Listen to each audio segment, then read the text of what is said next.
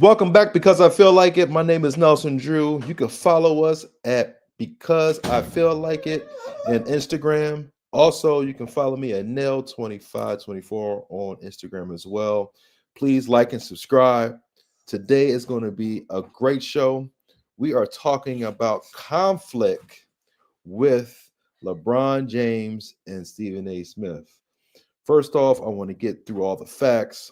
Um, I have some reporting here from, according to Yahoo Sports. I got some quotes I want to mention about this situation. Also, just for a fact that I'm a dad as well. I have three sons. And the last time, if you tuned in, previous episodes talking about Lamar, his sons, the Ball family. And right now, it's a great time to be a black father for your kids, especially in the sports world.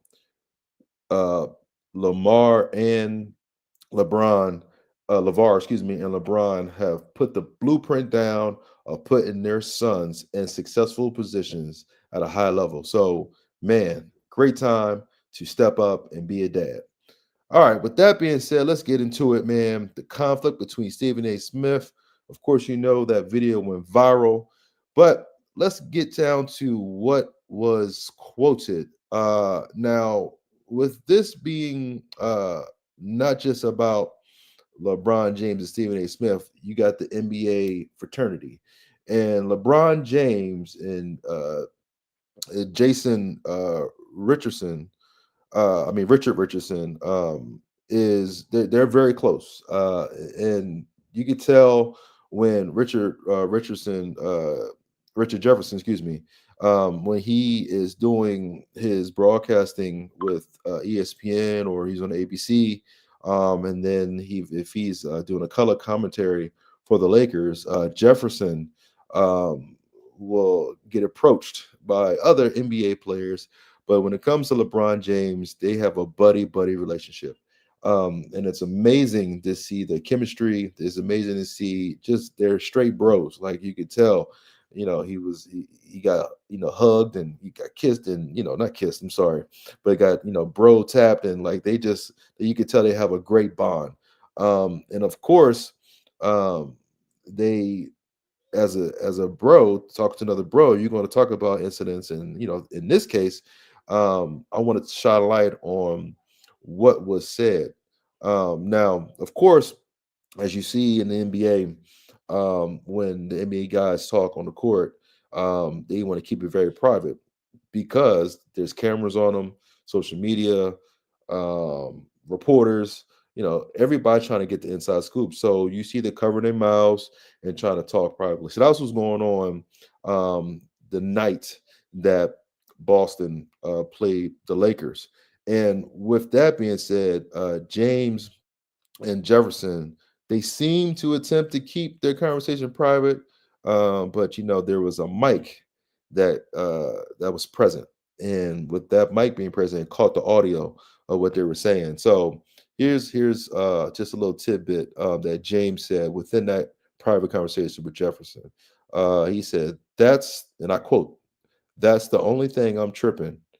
James said, continuing, he says, "I don't give a F once he talks about I'm pleading to you as a father. I can't." Okay. So he's basically telling that to Jefferson coming from the dad perspective, is that he can't deal with it, and as a dad, we're very protective of our sons. And, for all my dads out there, we know if someone messes with our child, that's how we kind of look at our kids, until, of course, they're adults, they're grown. LeBron is, well over 22 now, and he can handle his own. But when we are very lioness and we were alpha males, so, we will step in when needed, and it looks like LeBron definitely did that. And with this conversation with Jefferson, it's like talking to your buddy. Hey man, this, that, and the third. What's going on? I can't deal with it. Once I don't give a what he's talking about. You know, pretty much talking about Stephen A. Smith. I can't when I'm pleading to him about to you as a father. So, you know, I looked at both sides, and I understand where LeBron is coming from because, and I'm gonna get to Stephen A. Smith's point of view too. So LeBron James um, sees his son's reaction when he sees Stephen A. Smith, and his son's face is, sad, and a little discomfort there. So as a father, you watch your kids, and the best time to watch your kids when they're not seeing you, and so and I'm sure LeBron James, has gone home, and Bronny has said something to him to the effect, indirectly or directly, Dad, I'm not worrying about social media, this, that, and the third. This is my speculation. But you can tell that if a name is brought up, like Stephen A. Smith and the LeBron James household, there might be a little bit of tension there. So, with that, you inhale and and you feel that in the household, that and you take it upon yourselves. Hey, okay, my son is not liking this one man, or he has some animosity there, and I'm gonna deal with that, man to man. So when LeBron approached Stephen A. Smith, um, this is this is what I understood. This is what I understood, like LeBron, for Stephen A. Smith perspective, and this is what I quote, and I'll give you my take on it too. So he said this. He said, and this is Stephen A. Smith. He said, I really understand where he was coming from, and I quote. This is Stephen A. Smith. He was very, very upset. I could tell, but he couldn't have called me. Have came to see him. I've have a conversation with him. He could have been just upset face to face, man to man, as opposed to being courtside at the game. Okay. Smith also said this. He had no idea this was coming. And he had no idea this video was recorded, and because it went viral, until he woke up this morning. But he also explained and said it is what it is. So like he said, this is the quote for Stephen A. Smith. He said, like I said, as a father, I get it. I'm not offended. I'm not insulted. I don't have any animosity or animus towards LeBron James for this. Nothing like that. Okay. Now, he said all that after, in the morning after, on First Take. Then he goes on a podcast with Gilbert Arenas. And even though he didn't say having any animosity, he called him some choice words. He said he thought it was weak what LeBron did. And for me, if you got that same type of energy on a different platform and you get around your bros, where was that at when you was face to face with LeBron? Okay. So if anybody is from, you know, and I'm gonna say from the hood, from the ghetto, okay, you never know when it's coming, okay? And there's something called on site. When I see him, it's on site, okay? And so uh, LeBron, as Stephen A. Smith also reiterated, that they're not buddy buddy. They don't really have that type of rapport. They just high and by, keep it moving. So my perspective is, what did you think was going to happen, Stephen A? Did you think he was going to call you?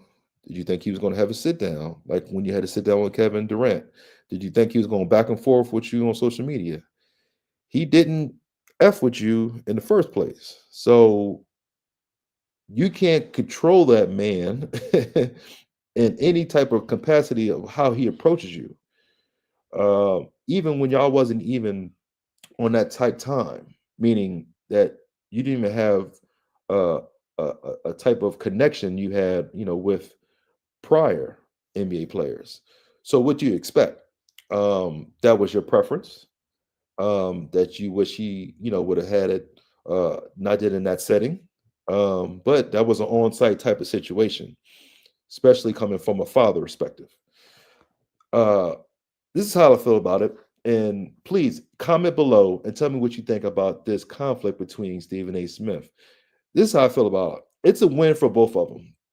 Like in the NFL, you got to stay relevant, right? Because NFL stands for not for long. But in NBA, you have to, there's always a story, right? There's always, something to read about. Is people love to watch basketball, but it's always got to be something, with it. We all know, with the trades going on, and we all know what's going on behind, the behind the scenes stories, and that's the most interesting part, right? Because it's like, okay, what's the incentive behind playing this game, but these guys are professionals. So even after that exchange in the middle, I think middle of the third quarter with LeBron James and Stephen A. Smith, LeBron James had a nice night. And what is very interesting is that LeBron James even knew he put pressure on his son by pretty much giving him his name. That's why, now we know him as Bronny, but that's basically LeBron James Jr. But of course, you want to have your own identity, and as a father, I understand, that your son wants to, not live in your shadow.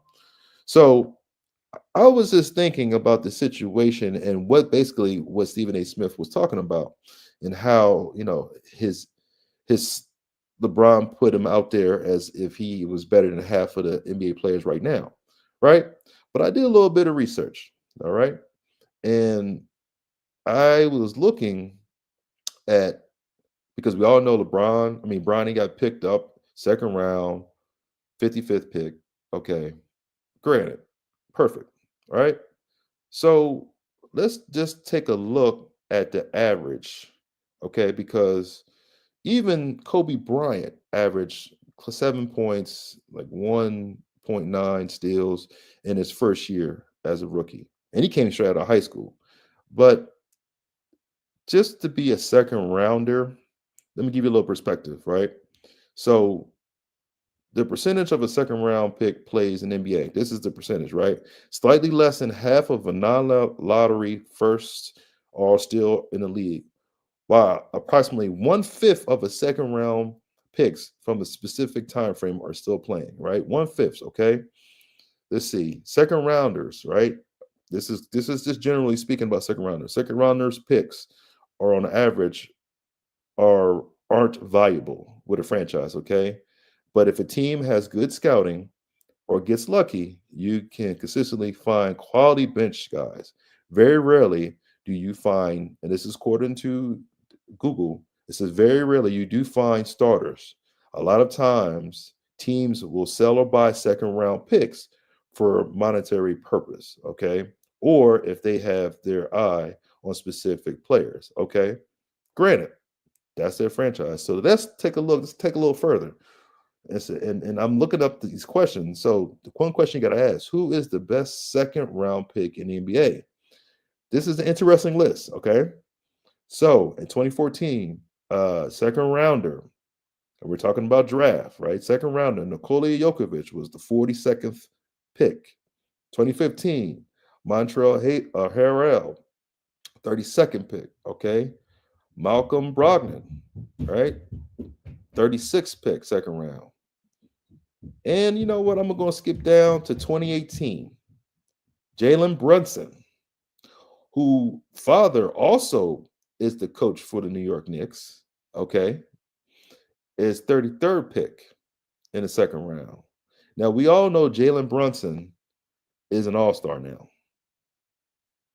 and he's in a great market in New York. So was Bronny James in LA, okay? Just give you a little perspective of second round picks. And we all know First Take talks about Jalen Brunson now. We all know Nikola Jokovic was talked about in the second round.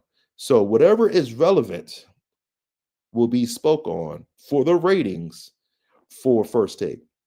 And Stephen A. Smith, I'm sure, has talked about Nikola Jokovic in 2014 and also Jalen Brunson in 2018.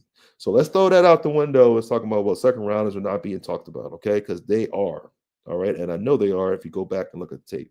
Now, with that being said, and getting back to Bronny and his average, he is killing the G League right now, okay?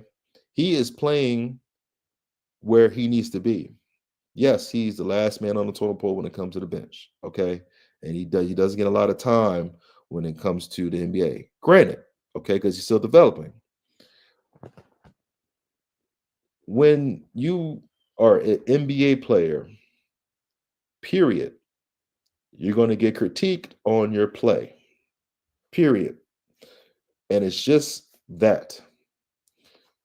Stephen A. Smith does a perfect job with that. He soliloquies and he gives his perspective, and he's an NBA. He's been an NBA beat writer. He's been, Philadelphia beat writer. So he knows how to put his words together. Where it went left for me is that the constant, I'm going to use my words wisely here, the constant ridicule or the constant criticism of LeBron James as a player and touching on a very publicized, I think it was a tweet or that LeBron James page that he said something about his son. Now, of course, as a social media, you talk about the facts, right? You talk about what was put publicized, but sometimes some things you just don't touch. Okay, some things you just say, you know what, I'm not going to touch that with a 12-foot pole. Okay, reason being is because when you talk about someone's son and you talk about stuff beyond the basketball court, then it's like, okay, so where's your angle? Okay, and as a father, if you see it's affecting your son, then you got to say something. But then you got to be professional because I think even at work, LeBron James doesn't want his son call him dad. He wants to call him, LeBron James. Keep it very professional. So is Bronny, protected? Does he have certain privileges? Yes, he has black privilege because his dad is pretty much the face of the NBA and he's been playing for over 20 some odd years. Yes. But some stuff needs to be swept under the rug. Some stuff doesn't. But as a black man, and I know Stephen A. Smith has daughters, as something, bro code, some stuff you just don't, venture to. You don't get in that space. But tell me what you think about this situation, because at the end of the day, it benefits both Stephen A. Smith, it both benefits LeBron James because it's something to talk about, right? But it's just minute, right? It's just like, all right, next, because Stephen A. Smith getting paid, $100 million now, and he has a long-term contract with ESPN, which is also owned by Disney. So, kids, everybody watches it. It's a family friendly affair. Also, too, because I feel like it's family friendly. Please, tune in. But just think about that. Like, is this something that will not be talked about again? And does this set a standard on what to say? Because, of course, you know, now when you see reporters um, go to games, some people like Stephen A. Smith, Kendrick Perkins, even, I take you back. I can't imagine Marv Albert getting approached by Magic Johnson and talking about his son and why his son chose a life of homosexuality. I can't and him and Magic talking to Marv saying, hey, look, get your son names out my mouth. I don't care what you're talking about. I can't imagine that. But now it's 2025 and even fans get kicked out on court side. So anything can happen in the NBA game, and it could be professionally. And if you look at it, LeBron James approached him, said what he had to say, and moved on. Right? It's a classy move, and we haven't heard any side or anything that went further than that. It's kind of like rap battle. It just stayed on the track, okay, and that was it. But man to man, face to face, I'm gonna take a stand on LeBron. Okay, I'm gonna take a stand because at some point in time, enough is enough, and we all know Stephen A. Smith can be loud and boisterous, and can have influence on a lot when it comes to the NBA world, and some things just doesn't vibe. Now, with Stephen A. Smith perspective is, hey man, we could have handled this, a little bit more professionally. You could have called me, could have sat down, we could have talked to it as men, without all the cameras, and you could have, I was caught off guard with this. But at some point, Somebody got to put the foot down and say, "Hey, man, we're gonna handle this, and I need you to shush. Okay, I need you to be quiet. Okay, I need you to lay off my son." And as a father, like Stephen A. Smith, he understands where he's coming from. But for me, as a father, I respect it. Okay, I respect it. It's kind of similar to without the physical contact when Will Smith smacked Chris Rock because enough was enough. You're talking about my wife. You getting a little too close, and you did it on a broad stage. All right, you did it on the Oscars, and sometimes some people need to be teached, and you're gonna learn today type time. Okay, but tell me what you think, man. Give me your perspective, man. And besides what's going on with the conflict between, and I'm sure this is gonna die out. I'm sure this is just just a moment, a minute where it's going to be talked about. And I just wanted to come on here and give what, and give us what you think too. Comment down below, and like and subscribe. But just tell me, as a father, when it comes to sports, what is enough, right? And when you get to the boiling point where there's going to be a conflict, and I have to approach someone, whether it be a reporter, whether it be a coach, whether it be a volunteer, cheerleader on the sideline. You know how we get those parents sometimes, they get up, they want to get stay in their lane. Like what approach would you would have done if you was LeBron James? What approach would you would have taken after you got talked to in Stephen A. Smith perspective? Just give your comments, man. And so we got the NBA. I think there's about maybe 12 games left, or close to that, 12 to 15 games left before we have the NBA playoffs. Man, it's going to be interesting. We got a lot of interesting stories and a lot of teams that are surprising. You know, Cleveland, out in the West, Houston, even the surprising Lakers, and also with LeBron being, got this growing injury. Let's see when he comes back. And it's just a plethora of other things that we could talk about, and I will be talking about when it comes to the NBA. So, man, please, by all means, comment, like, and subscribe. And I want to hear your perspective on this. Just as a father, all my fathers out there, as a parent too. What would you would have done in this situation if you was LeBron James? And then, if all my reporters, all my beat writers, what you would have done as a reporter, as in being in Stephen A. Smith situation on the other end, what would you have done? Um, but my thing is, don't act a certain way after the fact when you knew this was coming. Okay, even though you didn't see it, it was a blind side. I give it to Stephen A. Smith. It came out of nowhere, but at that point it was on site, and LeBron, I could tell it was almost like he was sitting there thinking, "Shall I do it? Shall I not?" And it was like, "Eff it, let's do it." Right? Sometimes you had those moments like, "Okay, I need to handle this now, and I don't care what you're talking about." All right. Call it a spade a spade. All right. All right. Because I feel like it, place you like and subscribe, man. I'll see you next time. The next episode will come up Wednesday, man. We all going to get together and then talk about, football, man. Talk about these Eagles. And you see in the background, once the Eagles, always the Eagle, Eastern Michigan all day. All right. All right, guys. Until next time. Peace.